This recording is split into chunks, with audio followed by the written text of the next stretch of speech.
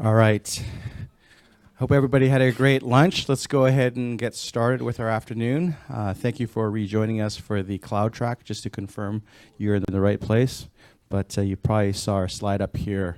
Kubernetes is probably one of the hottest topics these days, so we're very excited to unveil the latest feature that we will be previewing here today with Anil Kumar, who is our Director of Product Management. We'll also have a demo by Ram Takni here shortly of our Couchbase autonomous operator on AWS. So with that, Anil, thank you. Thank you, Tom. Hey, everyone. Again, thanks for joining my session. As Tom introduced me, so I'm Anil Kumar. I'm the product management team. So mainly responsible for Couchbase server product roadmap, product strategy. I'm also the PM for the Couchbase autonomous operator for Kubernetes. So the agenda is simple. So I will first I'll go over the challenges, right? So what are the problems we are trying to solve? What's the pain points? And then I'll talk about the solutions we have.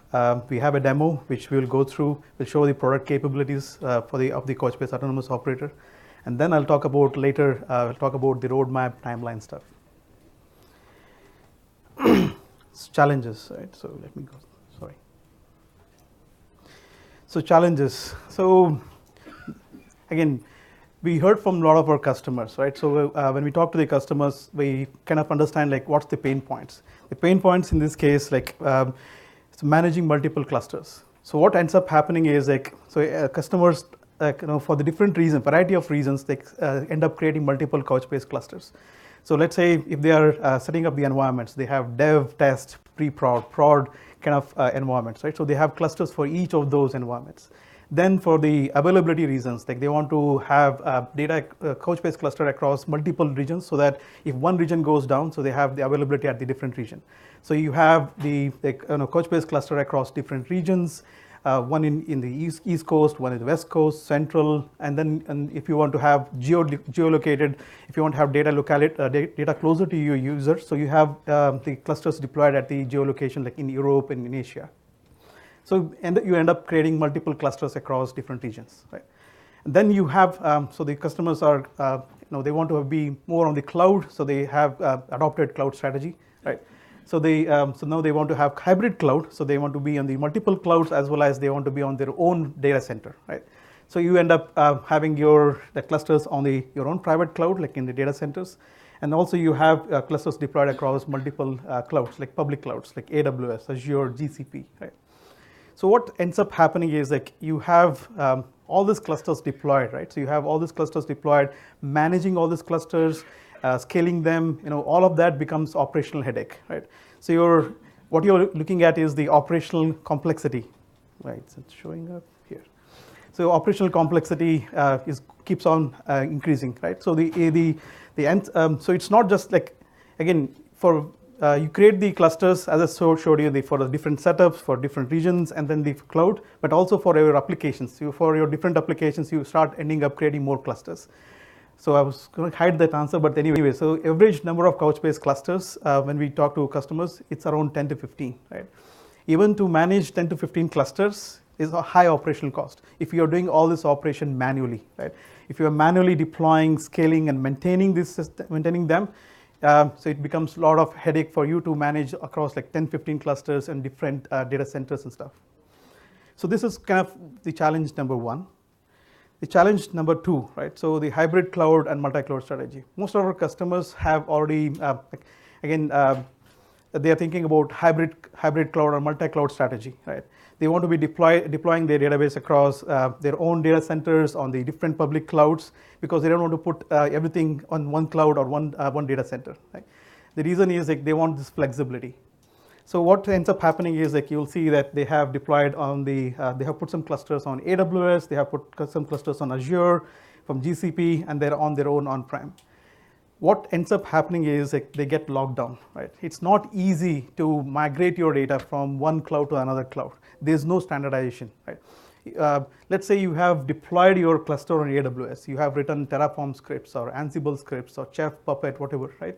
But you want to move it to the Azure, now you have to rebuild the whole scripts. You cannot reuse the same scripts you have built for AWS for Azure, right?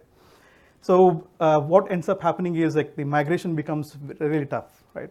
The whole of moving between the clouds, it becomes a lot of challenging, right? So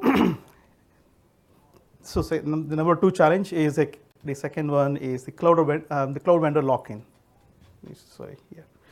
So cloud vendor lock-in. So switching between the cloud providers is challenging, right? Because there is little to nothing industry standardization as of right now, right? So and one of the research we did is like how many customers are looking for hybrid cloud or multi-cloud strategy, right? So based on the 451 research, 70% of the customers, the enterprises will have the multi-cloud or hybrid cloud strategy by 2019, right? So it's clearly indication that the customers are thinking about having the hybrid cloud or multi-cloud strategy, but then there's challenges there because the cloud portability is not right now available for you, right? The third challenge, and the third one is like because most of the enterprises are thinking about moving to microservice architecture, moving away from monolithic application, building the monolithic application to microservice architecture, right? So microservices are getting into the mainstream, right? So one of the data which we found out is like 68% of organizations are already using or investigating on the microservice architecture. The challenge with this in terms of database is like, here's what happens. So you move away from monolithic architecture. So you instead of building the big components, you break into the smaller chunks like small services, but your database still stays same, right? What ends up happening is you have your applications which are all microservices, but then your database is siloed, which is still on an independent cluster. In this case, whatever flexibility or the scalability things we have solved for microservice doesn't apply for your database, because your database will still be scaled independently, right? You deploy your database separately. What ends up happening is like it slows down your whole development effort, right? So the difficulty to manage manage and scale database, because you cannot manage the same your database along with the microservices, because it's running siloed on a different data center, and you scale them independently, right? So these are kind of challenges what we heard from our customers. The one, as I said, multiple clusters, the operational cost. Second, the hybrid cloud, the cloud portability.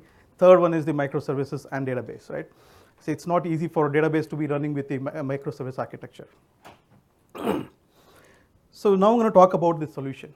Solution is like, so obviously to solve those problems which I talked about, high operational cost, or the hybrid cloud or multi-cloud, the cloud portability, or the third microservices. So your database needs to be running on containers, right? And this is how we can solve those problems. Before I even talk about Kubernetes and stuff, I want to give a little bit of like, your database needs to be containerized, right? It needs to be running on containers. And what we found out is Couchbase is a really good fit for containers.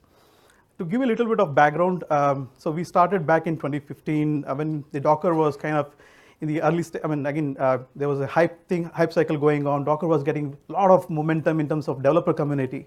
We knew eventually the containers are going to be ready for the production. Initially, it was for stateless application, right? So stateless, it makes sense. You want to run containers.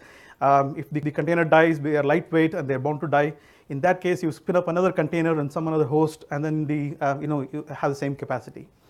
But the same thing you cannot do for a stateful application like database, because when you lose a container for database, you will lose the data also, right? You can associate, you can attach to a persistent volume, but then still there is a data unavailability, right? So in this case, what was needed at that time was like we needed a solution for running a database on container technology, and that did not happen until the Kubernetes came into the picture, right? But before I go there, so I just want to highlight a little bit of like the architecture, what we have for Couchbase, and the architecture of the containers actually marries very well, right? The way you deploy the containers is like you want to deploy a smaller unit of your application on the containers. In some sense, our multi-dimensional scaling, if you look at the way we deploy Couchbase, you have a Couchbase cluster, like Couchbase Data Platform. You deploy the workloads into different services, and each service is into a different machines, right? So you basically have a cluster of Couchbase Data Platform. You have data service running on a different machines. You have index on the different machines and query on the different machines. So you have isolation between this workload. it gives you a lot of flexibility. Let's say I have a long-running query and it is hogging my machine. It doesn't affect your index. It doesn't affect your data service, right? We're introducing search. We are introducing eventing, analytics, all of these new services. Those will go into the similar architecture, right? So we'll have the analytics service, eventing services, which will be running in the same data platform, but isolated from each other, right? That gives you a lot of that flexibility. And now, as I talked about, you can run the database on the containers, but the problem is that you have this challenges with the stateful set, a stateful application. So then came the Kubernetes, right? So Kubernetes obviously is a container orchestration technology, but also it started providing solutions for running database on the containers.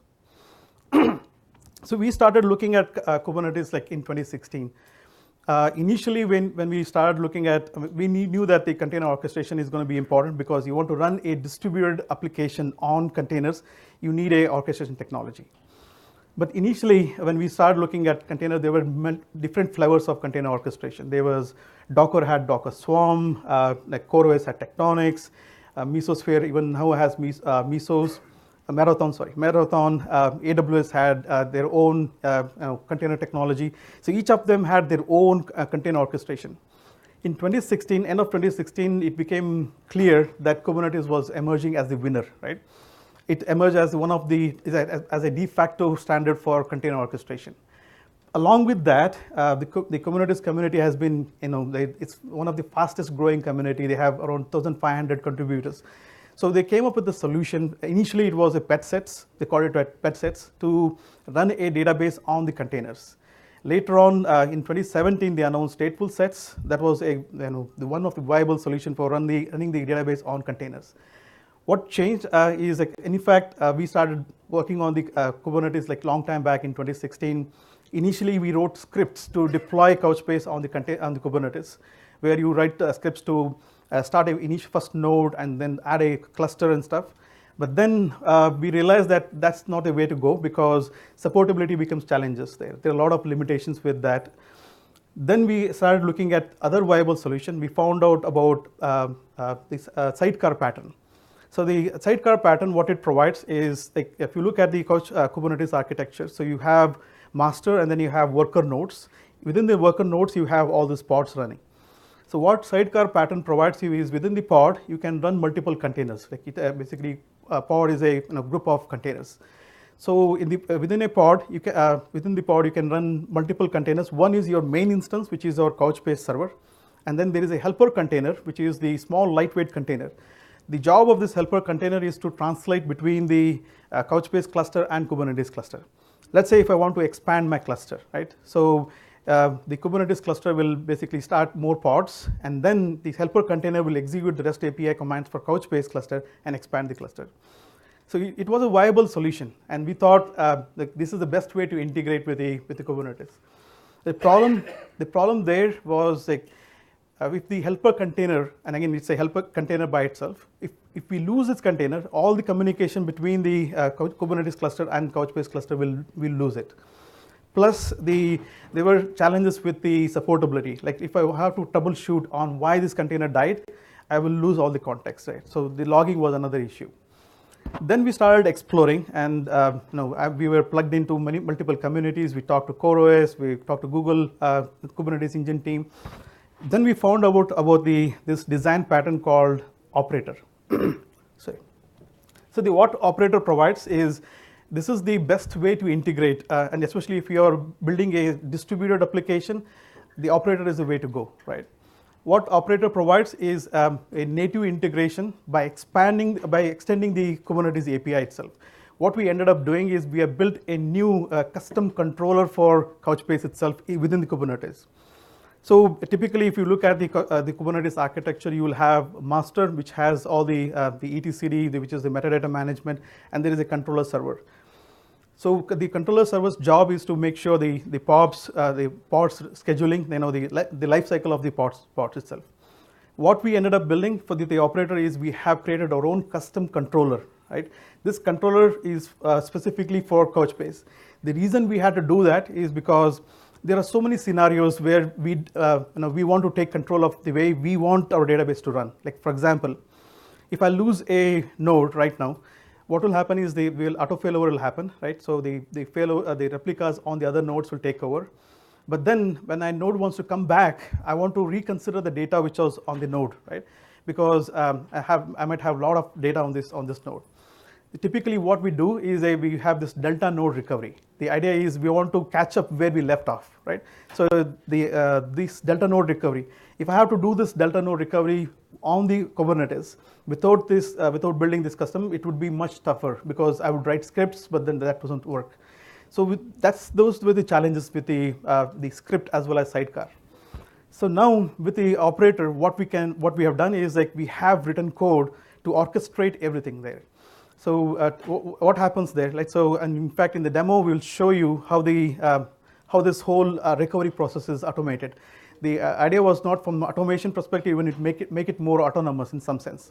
If we lose a pod, but the goal is like you want to be back to the capacity, right? So you want to bring your cluster back to the capacity. Typically in the past, what will happen is like the node goes down, will take one step, which is auto failover, because you don't want data unavailability. But then there's a pressure on the other nodes because they are taking extra load. So you want to your goal as a DevOps is like quickly go back and repair this node, bring it back to the cluster.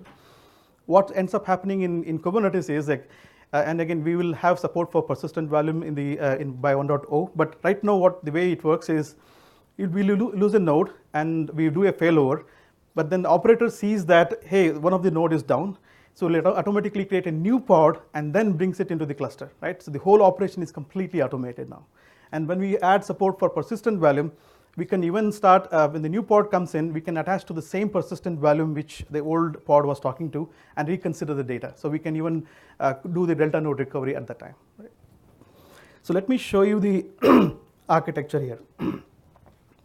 So the architecture so let's say if this is the SRE, like the DevOps, the first thing they do is like they deploy this operator. It's an image, like a container image. So once they deploy this container image, as I said, like we want to make sure we want to be running as a native to the Kubernetes.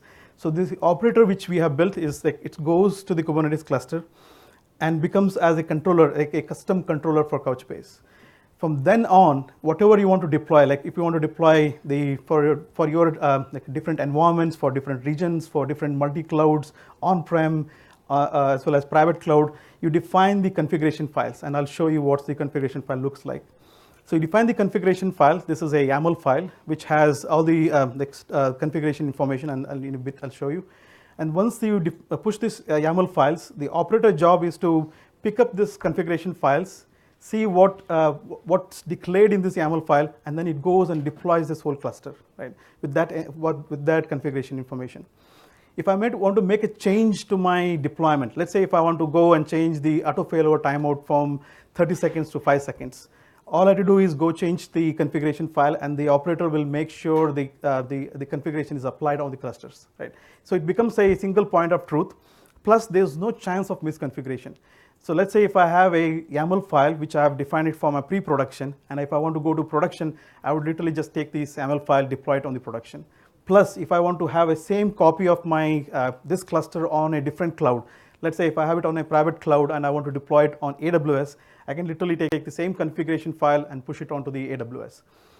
And then, in fact, so right now in the demo, we can't show you the XDCR part, but even the migration is much easier, right? So you don't have to use third-party tools to migrate your data from one cloud to another cloud. We have cross-data center application.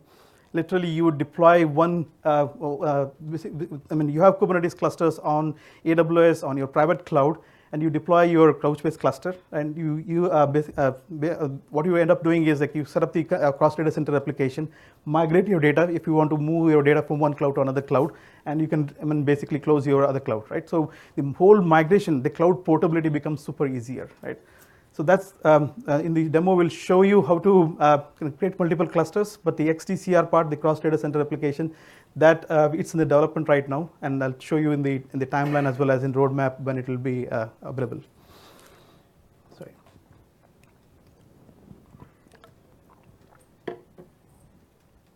So to make it easier to deploy your the whole configuration, right? So what we ended up doing is we created the container image for operator.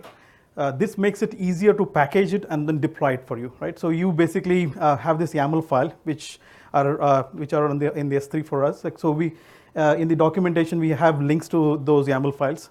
So the way you push it is like you have Kubernetes cluster, or it could be OpenShift cluster or AWS cluster, in AWS EKS cluster. So you basically run kubectl command or OC command and say create my operator first, and this is the operator definition, right? So here it might be small to see, but all we are defining here is like what's the image we are using. In this case, the image version is 0.8 beta, so it's in the beta right now. You define the namespace. If you want to change the namespace, let's say if you have your own Couchbase Kubernetes cluster and you have your namespaces, you can change the namespace, and you can change the service account you're using, right? So those are the things you can change. There are other the Kubernetes functionalities like readiness port and liveness port. You can change those part, and once you deploy this is you do it only once. Like once you push the operator, from then on, any Couchbase cluster you want to deploy to this Kubernetes cluster, the operator will take care of it. Right? So you just push only one time the operator. Here's a sample Couchbase cluster configuration. And again, goal was to make it easier for you to deploy. So we created a configuration file for your Couchbase cluster. So the idea is like you have all the information here in this configuration. It defines what version of Couchbase you want to use. In this case, the Enterprise 501. Give the name to the deployment, and then you have the cluster settings. So define what quota you want to set for data service, what quota you want to set for index query. Then you define how many buckets you want to create. You have bucket configuration. Below you have the information about how many servers you want to deploy. It does support multi-dimension scaling, which I was talking about. So you can say I want 2 nodes of data, 3 nodes of query, and that you can define it there in that part server section, right? So once you define this, right, it becomes your point of truth. From then on, you can deploy this configuration to any cloud, any infrastructure, and then it will have the same configuration, right? Sorry, any questions before I move on? Next slide. Any questions? Sure. Yeah. So this. So I'll show you my. So we have a brand new web page we created for Kubernetes, and I can show you. So there's links to the documentation. So when you have a Kubernetes cluster or OpenShift cluster, so we have the links to those the paths to these YAML files, right? So all we need to do is like execute this commands, and then it will create the cluster for you, and we'll do it in the demo also. Yeah. Any other questions? So, sure. Scaling down also, will it be done using the same config file, or you have to do it separately? Good question. So scaling will be done through the same configuration file, right? So what this configuration provides you is, in simple terms, is provisioning. Like you can you define this configuration, it auto provisions your entire cluster, right, with that exact configuration. Plus, if you want to scale up or scale down, you can do that from here. You want to change any configuration, you can do that from here. You can change the version, so you know what version I have deployed in my cluster, right? So you have version control, you have configuration management. All of that capability gets you get from the CRD. Yeah, this is the configuration file. Yeah. Yeah. Question. It's just to one cloud. It's not across cloud. In order to create Correct. clusters between clouds. Sure. The question is, this definition is only for one cloud. The answer is correct. So this so basically you have, let's say if you have your own private cloud, right, and you have deployed open source Kubernetes there, right? You have a Kubernetes cluster. You define this configuration file and you deploy it on your private cloud. You can take the same definition which you have defined here and deploy it on the AWS, on your AWS Kubernetes cluster also. Right? So you'll have the same configuration, but it will be two different clusters. Yeah. But as I said, the cloud portability, now you don't have the same challenges of writing the scripts and stuff, right? Because you are running on the same platform as a service. You can take the same definition, deploy it there, do the XDCR, move the data, and then you can basically move away from this old cloud, right? So migration becomes super easy for you. Yes? Does the Couchbase Kubernetes operator, do you need any special configuration extra for that if you're going to do like a Couchbase upgrade? Good question. So the question is like, what happens with the upgrade, essentially, right? So in the 1.0 and in the roadmap, I was going to show you like what's our plan for the upgrade.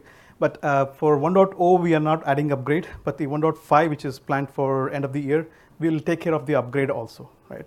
So the goal of the upgrade will be the the best practices we have been giving to you guys, like we typically say, do the online upgrade, do the swap upgrade, right? So that's the same thing which we will apply, and then we'll automate the whole process for you. Yeah. Any other questions? Okay.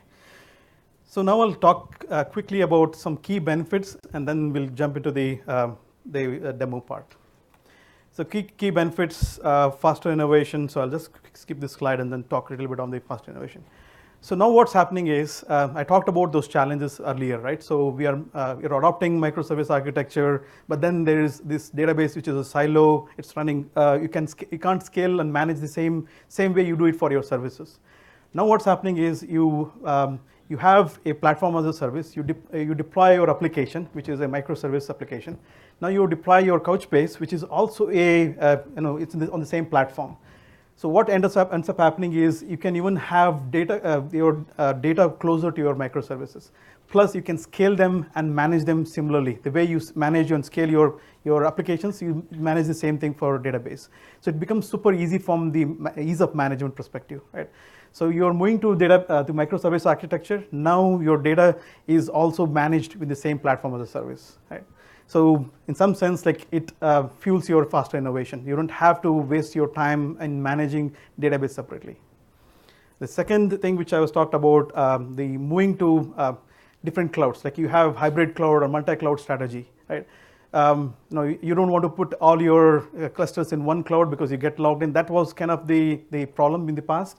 Now what ends up happening is each of these cloud providers, like AWS, Azure, GCP, all of them are natively supporting Kubernetes, right? So when I say natively supporting, they're going to be all conformant with the Kubernetes, open source Kubernetes. So if that happens, what will happen now is like I can deploy my Couchbase cluster and any of this cloud on a bare metal on your on-prem, on the private cloud, on the Red Hat OpenShift, as well as on the AWS, Azure, or any of this, right? I can move around to any cloud. Let's say if I want to move away from the GKE to Microsoft Azure, all I need to do is take the same configuration file, deploy it on the Microsoft Azure container service, and then XDCR the data, and my migration is done, right? It becomes super easy from cloud portability perspective. So that's how you meet your hybrid cloud or multi-cloud strategy, right? So one last slide on the ease of management. So initially it started like we want to run a Couchbase on the Kubernetes, right? But also when we saw that what Kubernetes actually provides you is it provides you ability to create a software as a service on the Kubernetes platform itself. So, and because we are building this operator, which is a native way to actually extend the Kubernetes API itself, we have access to all the resources. So we started with just running the Couchbase on the Kubernetes, but now we realize that we can do more, right? We can even extend further, automate our all administrative operations. So in the beginning, it was just adding a node and removing the node. But now we can do auto provisioning is one, but we can also auto recover. As I said, the scenario is like, hey, when pod goes down, instead of waiting for the repair and then add the node, I could even operator can quickly start a new pod on a different host and then attach to the same persistent volume, bring it back to the cluster. Like the whole operation can be completely automated. Same thing with the geo distribution, backup in the future, or upgrade, for example. With a push of a button, I should be able to go from one version to the another version, right? It should go do the best practices. What we have is swapping upgrade. So we'll do rolling upgrade my entire cluster. All of this operation can be completely automated. And that's kind of the goal is like the ease of management. So your operational overhead will be 95% down, right? So we want to reduce your operational overhead by 95%. So that you focus on the other stuff and you don't have to like the mundane task of the recovering the node, repairing the node, all of that we can take care of that, right? All right, any questions before we jump into the demo? Yes. So one of the benefits of elasticity is not just performance, but cost. It's one of the reasons why you go cloud. How does, if you're scaling up and scaling down, how does that work commercially from a license perspective? Good question on that. So there are kind of two parts to it. One is performance part, and the other one is the usage part of it. I'll answer the first performance. So I think I did add one part, which is like, so as part of running Couchbase on containers, and we announced this as in 2016, we production certified running Couchbase on the containers. When I say production certified, the goal was to run our entire like testing we do on the bare metal or VMs on the containers. That was one, and the performance testing also, to make sure that there is no performance degradation when you run Couchbase on the containers. So what we saw, and again, we can test it. The goal was to test on bare metal, look at the performance KPIs, do the same test on VMs and containers. And we saw that the performance was less than 5% degraded from between on-prem and containers. And obviously VMs were around 15 to 20%, right? So performance-wise, there is not much degradation, but you get all those added benefits because you're running on Kubernetes. The second part, the usage one, right? Because you're running on containers, you can add more containers if you need capacity. So it ends up becoming more of like, I want a usage-based pricing, right? Because I want to add like 10 nodes, but I don't need with that many capacity. I want to scale it down, but then we want to like basically be priced only for that many nodes, right? So in the roadmap, I have one item which is like usage-based reporting. The idea is like we know what was the usage at that point in time, right? You had like 10 nodes, or like we can go granular and say, hey, at that time, what was the usage, right? So that's one of the features we'll be working on. Yeah. You're on. So I'm going to invite for the demo Ram, who's our solution architect in West Coast. So we'll do the demo on the Red Hat OpenShift, right? Okay, go ahead. Go ahead. Hello everyone, I'm Ram Dhakne. So basically what I will do is that, do I have to exit the PowerPoint? Multiple screens. Yeah, or I can just work on this. I think I'll just exit then we can restart it.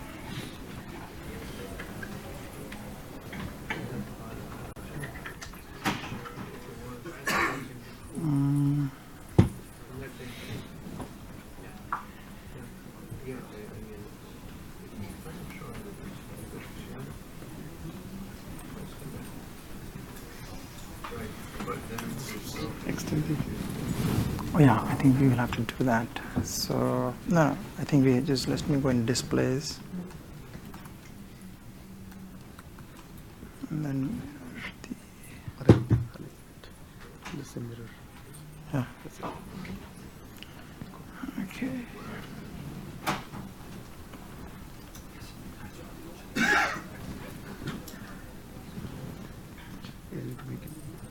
Yeah, I'll make it bigger. Is this better? Okay. So you can see the font size. So what I will do is, so we will deploy the autonomous Couchbase operator, and then I will show what are the different pieces to it, and then we will set up the cluster, and we will show the service resiliency where we will kill a pod, and then we will see that how Kubernetes creates a new pod, it joins the cluster automatically, so that there is no impact on the application if it is running on the Kubernetes operator. So we'll go through the secret. So this is like, authentication for the Couchbase cluster. This is a username and password that are encoded. So basically this translates to administrator and password, but you can do anything with the username and password that you want. So what we typically do is that we'll create the secret. This operation, you have to just do it once, okay? 1 second. Yeah, no, I have to see the. Yeah, 1 second. No, OC create. Yeah, 1 second. Yeah.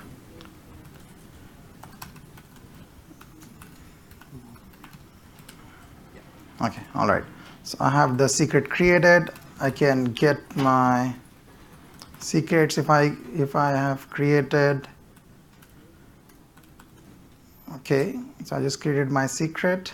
Okay, next step would be I will push the operator. That is again like one-time operation. Okay, so I will do OC create -f operator.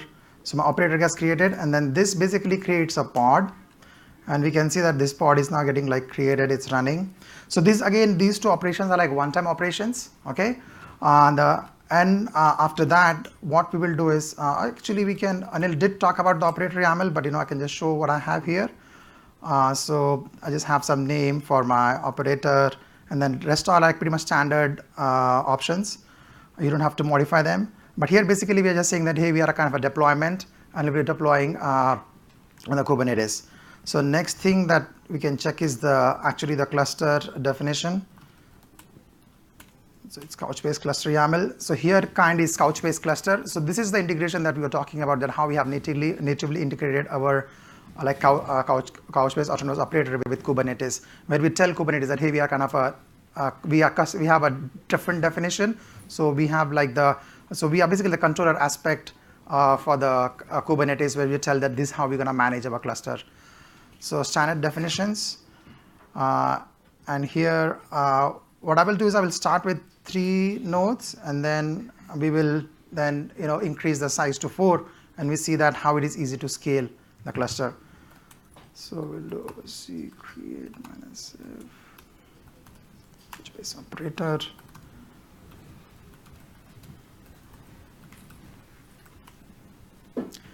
So we should see now the Kubernetes creating this containers, and so basically what Kubernetes at this time is doing is it is looking at our definition in the YAML file.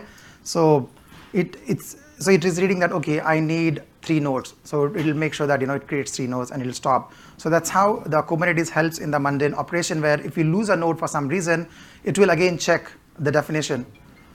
It will check the definition, and then it will say, okay, I'm supposed to have 3 nodes, but I have only 2, and that's how it will bring it back to that same cluster definition. Okay.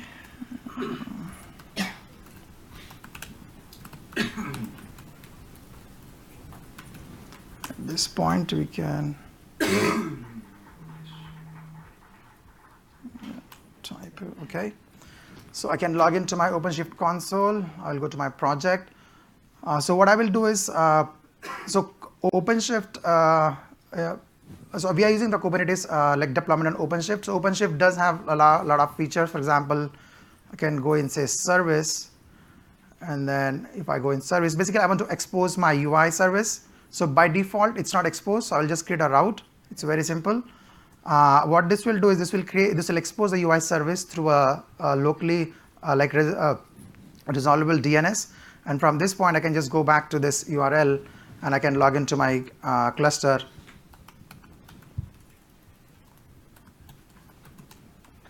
And here I am. So I have my Couchbase cluster deployed through the Couchbase autonomous operator.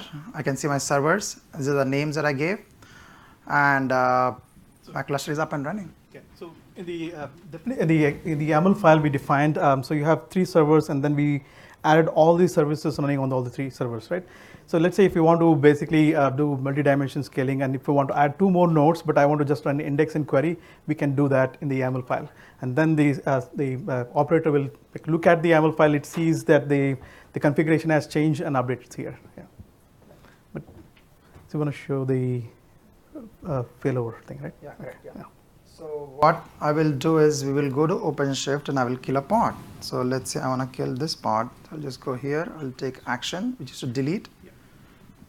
I think I've set the auto failover timeout to 10 seconds. So now Kubernetes sees that, okay, from the Couchbase side, we say that the pod is gone. Okay.